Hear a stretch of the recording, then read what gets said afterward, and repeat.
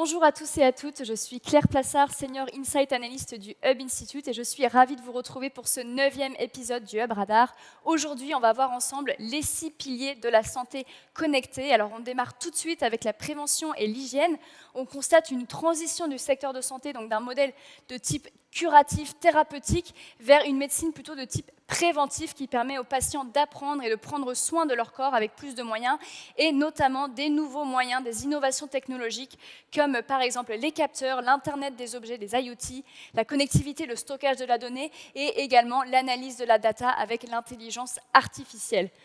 Un nouveau cycle de vie au XXIe siècle apparaît avec probablement une vie professionnelle qui va se prolonger de plus en plus, peut-être même jusqu'à ce que les travailleurs aient 75 à 80 ans, et ensuite une période de retraite qui va être divisée en 2 temps, une première période plus active avec des dépenses et des voyages, et ensuite une période un peu plus prolongée de déclin de la santé pour beaucoup de personnes.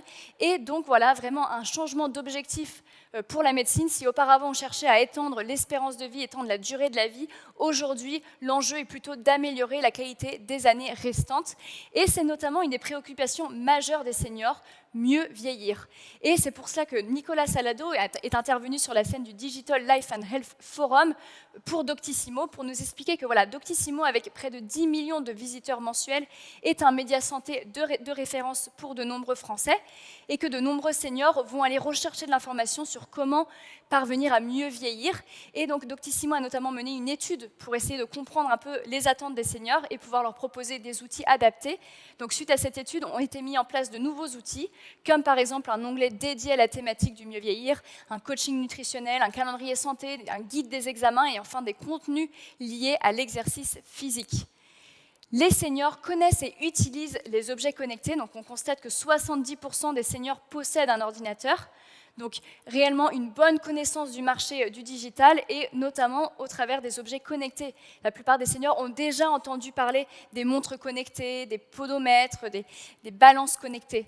Donc on voit ici l'avènement vraiment de la silver economy, donc qui concerne la santé, l'alimentation et le bien-être en général.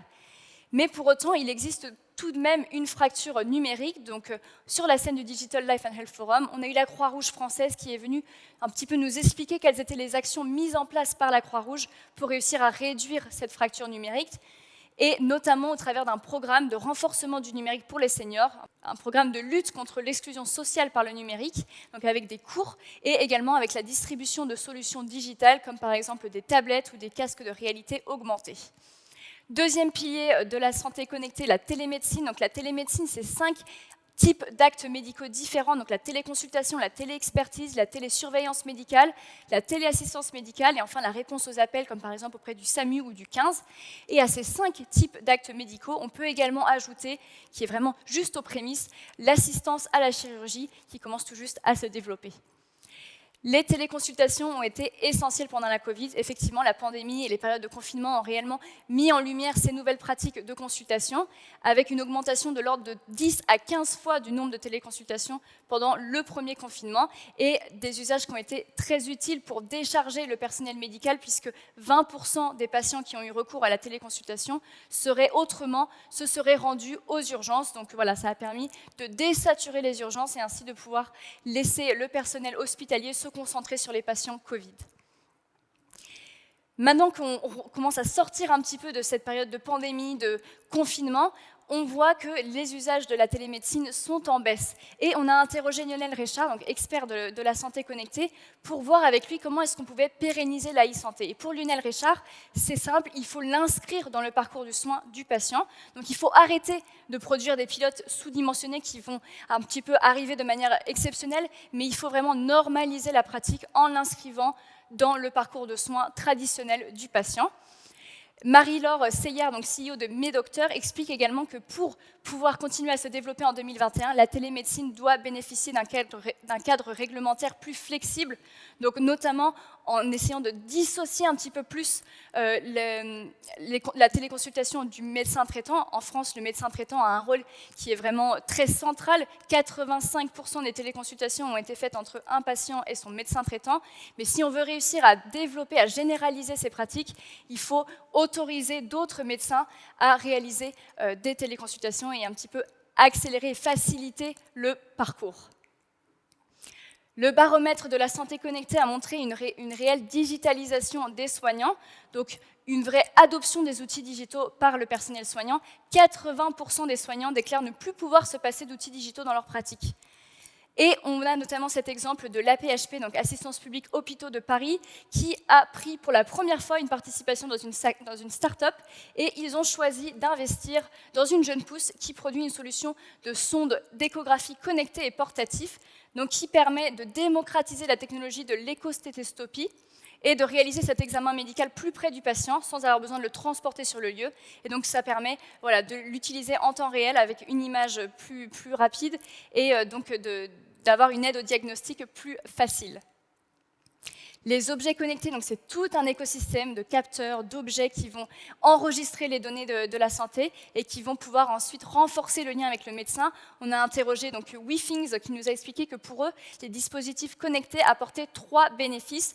Donc l'amélioration d'accès aux soins, le renforcement entre le patient et le médecin et également un meilleur partage des données de la santé, ce qui va notamment s'illustrer avec la co-construction donc entre WeThings et le gouvernement de Mon Espace Santé, un espace qui va permettre aux patients de stocker et de partager leurs documents et leurs données de santé avec les professionnels de la santé.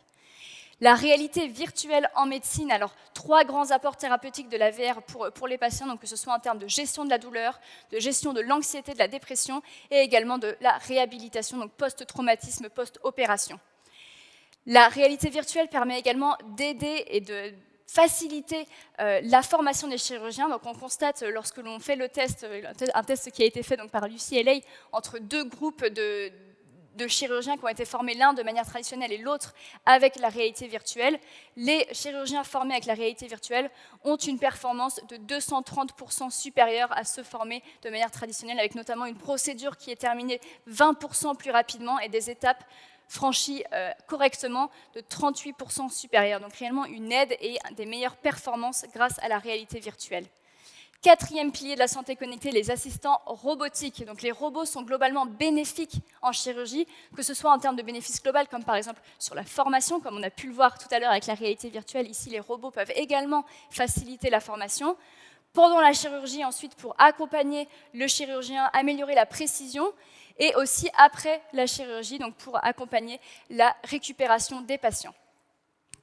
Les assistants robotiques permettent également d'alléger les tâches des infirmières. Donc ici, on a l'exemple d'un robot Moxie qui est en usage dans plusieurs hôpitaux du Texas pour aider les infirmiers, le personnel infirmier, dans toutes les tâches automatisées qui n'exigent pas d'expérience, mais seulement un petit peu de programmation, comme par exemple transporter des échantillons pour une analyse au laboratoire, amener du matériel en salle, en chambre de patients. Voilà, ça a permis d'alléger de 30% les tâches du personnel infirmier. Mais cependant, la robotique en santé doit encore surmonter quelques obstacles pour pouvoir être popularisée et adoptée de manière générale. On fait face notamment à des preuves cliniques insuffisantes, des coûts élevés, une absence de remboursement et un manque d'accès de plateformes robotiques et de chirurgiens qualifiés qui soient formés pour travailler avec ces outils, et également une réticence de la part des patients. 5e pilier de la santé connectée, le diagnostic à l'aide de l'intelligence artificielle. Donc, l'intelligence artificielle est un accélérateur de la santé du futur. Eddie Amarouche de Databricks explique que près de 83% des CEO identifient l'intelligence artificielle comme une priorité stratégique pour leur entreprise. Et ça, Sanofi l'a bien compris, puisque eux, ils voient l'intelligence artificielle comme la clé de l'usine du futur qui pourra vraiment les aider sur la fabrication des médicaments, donc avec une usine du futur qui serait dotée d'équipements connectés et intelligents, donc des capteurs qui vont pouvoir prendre des mesures et générer de la donnée pour du coup mieux accélérer, suivre et contrôler le processus de fabrication des médicaments. L'intelligence artificielle est déjà en usage pour diagnostiquer la démence, avec notamment la possibilité d'utiliser un seul scan cérébral pour réussir à diagnostiquer la démence, alors qu'auparavant, il fallait de très nombreux tests et un diagnostic qui n'était pas forcément toujours très concluant. Ici, un seul scan cérébral et l'intelligence artificielle arrive à repérer les motifs caractéristiques et donc d'obtenir le résultat concluant bien plus vite, ce qui permet vraiment de faciliter, d'accélérer la prise en charge des patients. Un programme également pour aider les radiologues à travailler avec l'intelligence artificielle. Donc, effectivement, utiliser l'intelligence artificielle, ça demande quand même une certaine formation, une certaine acculturation. Donc, aux États-Unis, un programme a été lancé pour accompagner les radiologues et les aider à mieux comprendre tout le potentiel de l'intelligence artificielle et comment ils peuvent l'utiliser dans leur pratique de radiologie. pour les aider à prendre des décisions de diagnostic et équilibrer la charge de travail. Dernier pilier de la santé connectée, le sport et le bien-être. Donc, le marché des salles de sport a été très disputé par la Covid-19 avec une perte de valeur de 13% en 2020 sur le marché du sport, de nombreuses fermetures de salles de sport et de faillites, et de nouvelles tendances qui sont apparues, comme celle du sport à domicile, donc que ce soit au travers du vélo connecté comme avec Peloton ou Echelon, ou les cours de sport avec la télévision, et également un coaching avec l'intelligence artificielle qui permet de donner des conseils en temps réel. Et on constate également l'arrivée de ce domaine de la santé et notamment du bien-être mental dans le milieu du travail. 53% des employeurs, suite à la pandémie, ont offert des programmes spéciaux donc de santé émotionnelle et mentale à leur personnel. Donc vraiment une prise en charge un petit peu de la santé par les employeurs. Et pour Diane Rivière, donc de Alan, la charge mentale est réellement une responsabilité de l'employeur qui doit définir comment on travaille ensemble, quelle culture est mise en place pour réussir à faire baisser la charge mentale des employés. Ça passe notamment au travers de la responsabilisation des employés, à travers une communication continue et également la liberté d'organiser son temps et son lieu de travail pour témoigner de la confiance qui permet de réduire la charge mentale des employés et de favoriser un environnement de travail sain. Fitness Park a lancé Home Park, donc une plateforme digitale pour accompagner les employés dans le sport. Donc, les entreprises peuvent donc souscrire cette solution de sport pour leurs employés et ça va leur permettre, lorsque les employés sont en télétravail, de suivre des cours de sport et ainsi de vraiment en tirer tous les bénéfices, donc que ce soit notamment au travers de la réduction du stress, et également d'augmentation de la productivité. Lorsque l'on est en bonne santé, que l'on a fait du sport, la productivité est meilleure. Voilà, donc on a vu un petit peu rapidement donc, les 6 piliers de la santé connectée. On a beaucoup plus de slides à vous montrer, donc n'hésitez pas à télécharger la version complète du rapport où vous retrouverez une introduction sur les acteurs et les enjeux de la santé, les 6 piliers, donc comme je vous le disais, analysés vraiment en détail, 240 slides d'insight et puis des synthèses de chaque intervention du Digital Life and Health Forum 2021.